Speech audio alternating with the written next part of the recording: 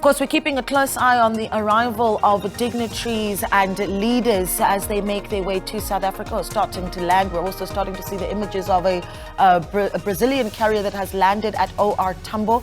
We believe that maybe President Lula da Silva of Brazil will bring you those visuals. Let's speak now to our foreign news editor, Sophie Mokoena. Sophie, good morning to you. Talk to us about what you're seeing there at O.R Tambo.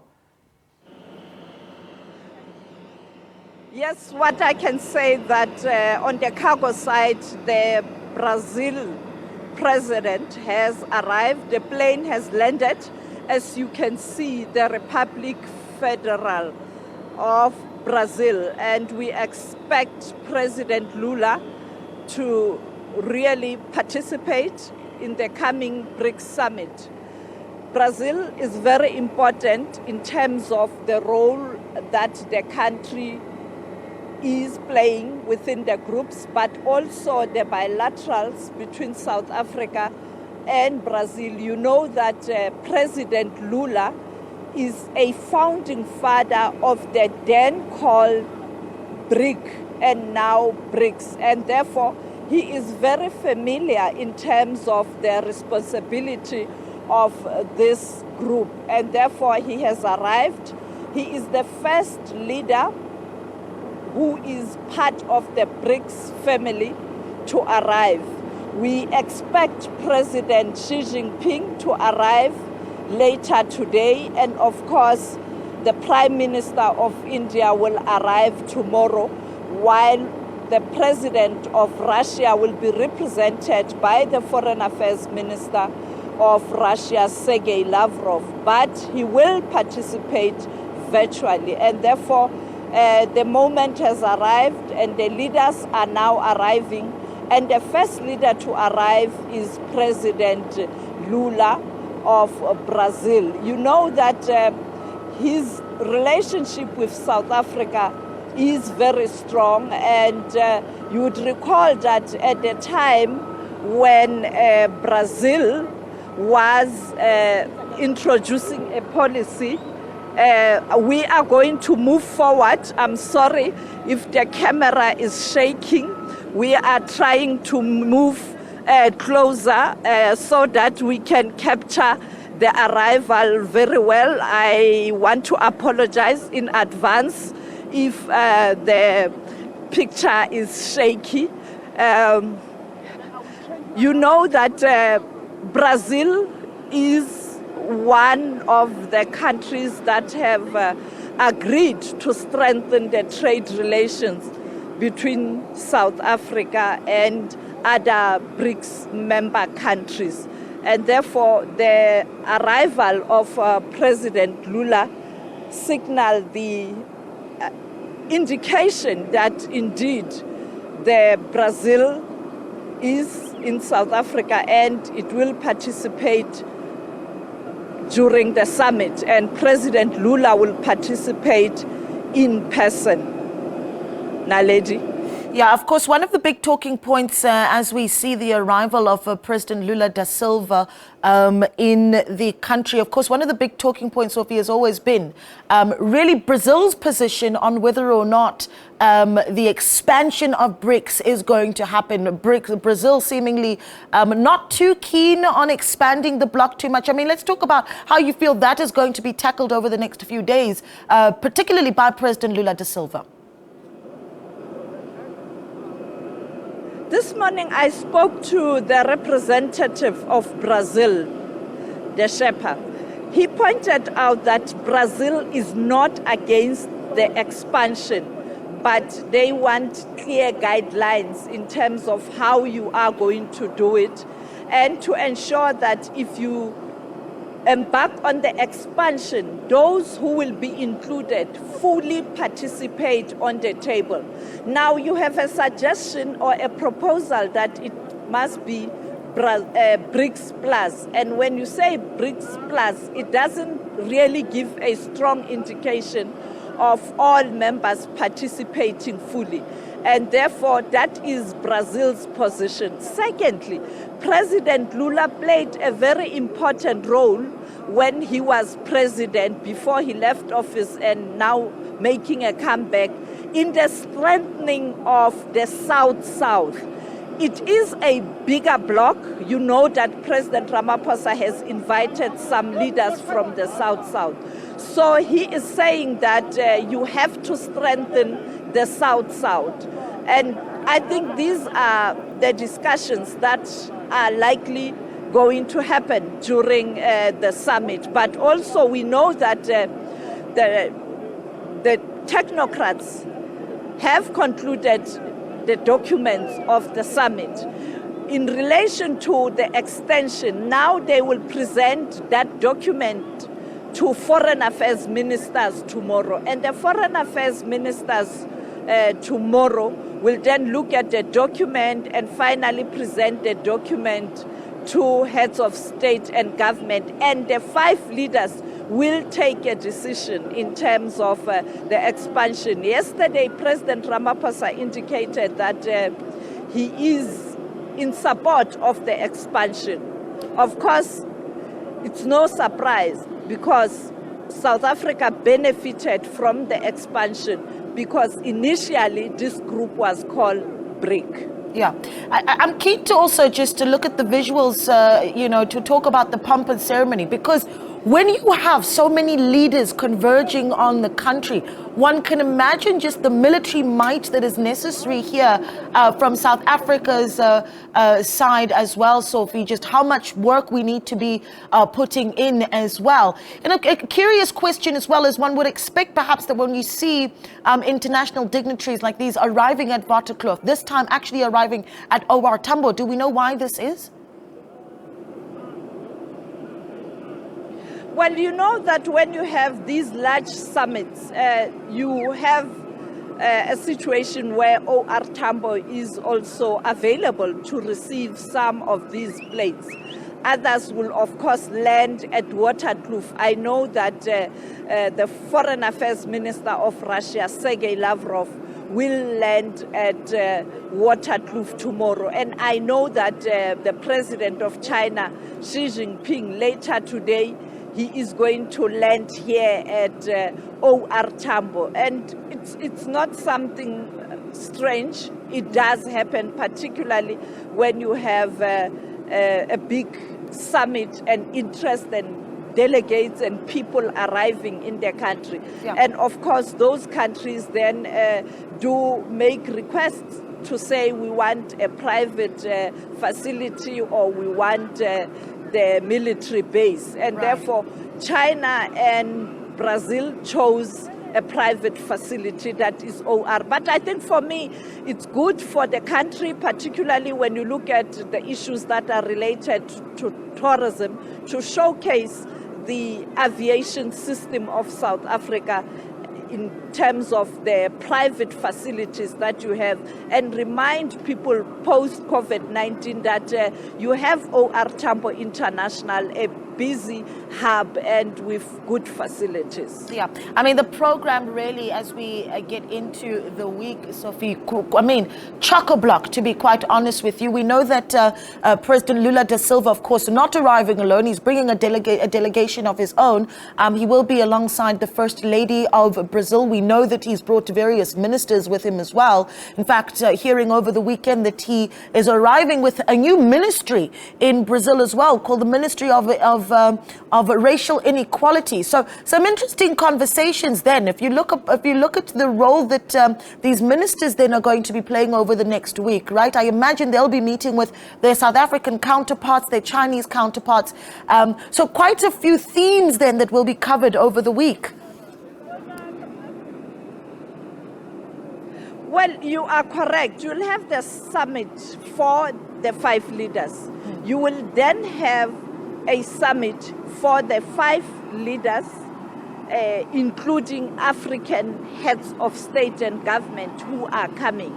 You will also have a broader forum where you will have leaders from the South-South and those that have been invited who are not necessarily from the continent and also not from the BRICS family. And therefore, you will have those different interactions. But on the margins of this summit, you will then have leaders deciding in terms of who they want to meet, particularly in relation to bilaterals, because you have lots and lots of leaders from different countries. So you can take forward some of the issues that you have to discuss. And therefore, I think it will be a moment for we are moving, we have a problem, we have to constantly move. So I'm saying the issue of culture, I'm not surprised that Brazil is also looking at that. And we know that the other issue is that he is going to visit other countries. I know Angola because of the relationship. And therefore, I think for President Lula, this is an African trip. Yeah, so let's talk a little bit about what we're going to be seeing as part of the program, Sophie, because any time, and I think what we can agree on is certainly 2023 has been a busy year for the President and the Department of International Relations, where we've seen so many bilateral meetings taking place with various leaders from various countries. And then there's the pomp and ceremony, the 21 gun salute. How does that look when you've got multiple leaders arriving in the country? What does that program look like? When do we see that pomp and ceremony of the military? Well, we know that the president has got a heavy program international. Yesterday, he pointed out that he wants to strengthen the relations. And you know that he will be going to the G20 summit next month. He is going to go to the United Nations General Assembly. On the margins of the United Nations General Assembly, you will have that climate summit. And you know that the Secretary General of the United Nations, Antonio Guterres, will be in the country. And I think the president will continue in strengthening the relationship between South Africa and the world. But as he pointed out yesterday, the focus will be on Africa, particularly starting with the SADC region. And then it will be South-South and, of course, other regions. But the South-South and Africa priority for President Ramaphosa. You can see the president of Brazil has arrived, he has landed, and he is now stepping out of the plane accompanied by the First Lady. This is not the first time President Lula is visiting South Africa. He's no stranger to South Africa. As I pointed out that his relationship with South Africa dates back when he was the president and he left office and he is back. And now he is meeting our International Relations Minister, Dr. Naledi Pandor, who is here to receive him. But I think also when you remember COSATU at some point in time, they were very keen to adopt what was called the Lula program in terms of using the socialist policies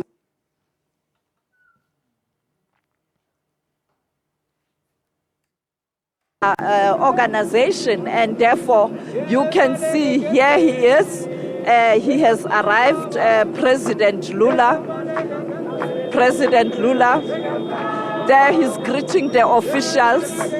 There he is greeting the officials. Mr. President, I'll try. Mr. President, back in the country. He's just watching those activities, as you can see. President Lula of Brazil and Minister Naledi Pandor here to receive him. And South Africa showcasing the culture, and the president watching there Naledi.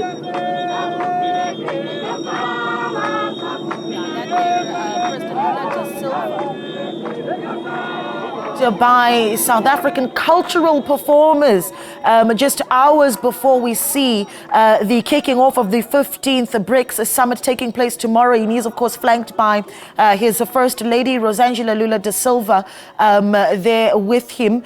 And this is going to be quite a big moment, not just for global geopolitics, but certainly for the 5 countries that are involved at a time like this. And perhaps, Sophie, let's talk a little bit about President Lula da Silva himself, right, if we can. I don't know if you're able to hear me, but to talk about just what he's represented for Brazil as well. I know that this would be his second tenure as leader of Brazil, Sophie. So let's talk a little bit about just the impact that Lula da Silva has had, particularly on the BRICS bloc and also on the country.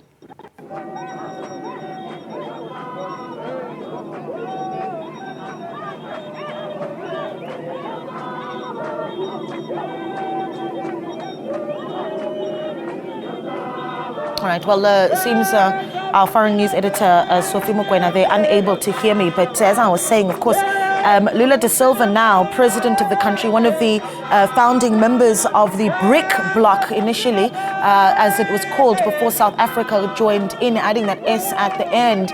But this is, of course, the second time that we're seeing. I can't hear Naledi. This is, of course, the second time that we're seeing Lula da Silva leading Brazil, where he did also lead the country between 2003 and 2010. But a very important moment as he makes his way into the program that he will be taking up. Of course, he's flanked by various ministers as well.